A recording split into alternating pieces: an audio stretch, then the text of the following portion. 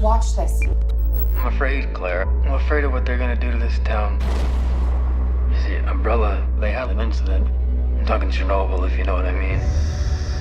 People are getting sick. You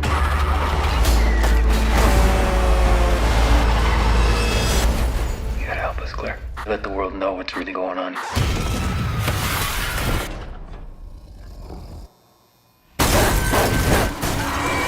Tom, I wanted to start off with you. Wesker's been in a fair amount of the video games, second only to Chris Redfield.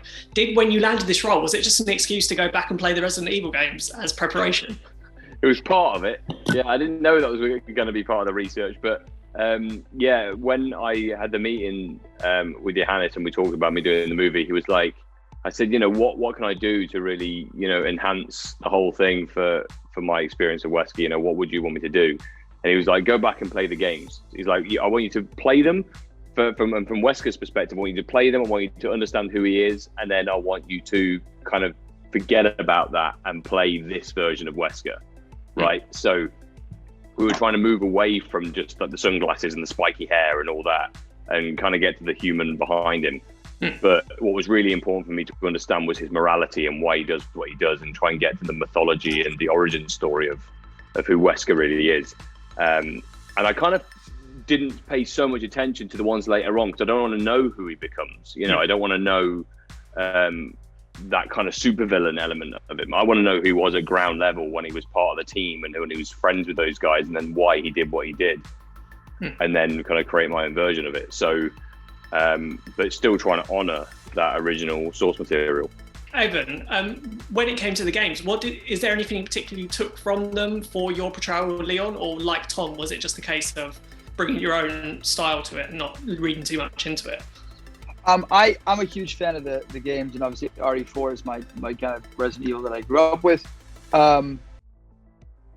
Yeah, I think when I went in there, I was looking for physical cues and behavioral cues that I could use and put that into games so that people who are real fans of the game series and of Leon in general would be like, oh, that's like a big Leon thing to do. Like the gun, simply just the gun position with the flashlight and just the way that he operates and moves through the world.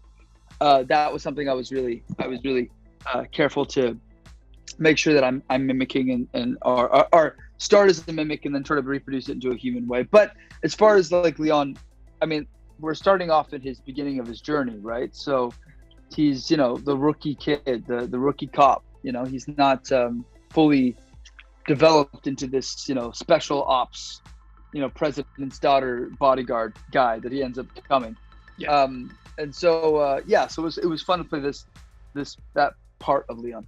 Yeah, definitely. And the Resident Evil, obviously, it's got a huge inbuilt fan base. Tom, you've had experience of that with Umbrella Academy. Everyone loves that. Everyone wants to know about it.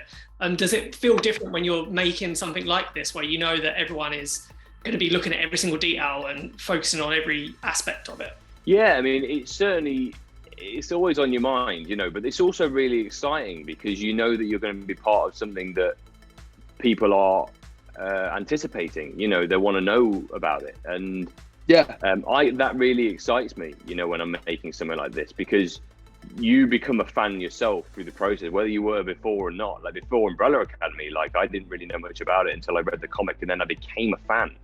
So you get excited yourself, and then that responsibility of creating those characters becomes passionate. It becomes something that you feel very responsible for, and you feel that you want to get right.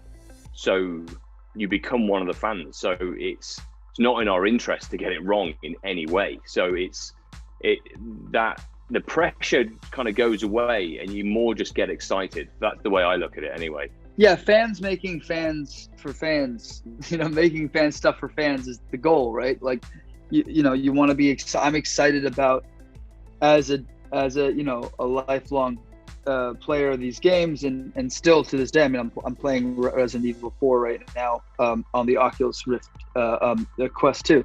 So I'm playing it right now, and so it's exciting when you get to be a part of bringing something to the fan base,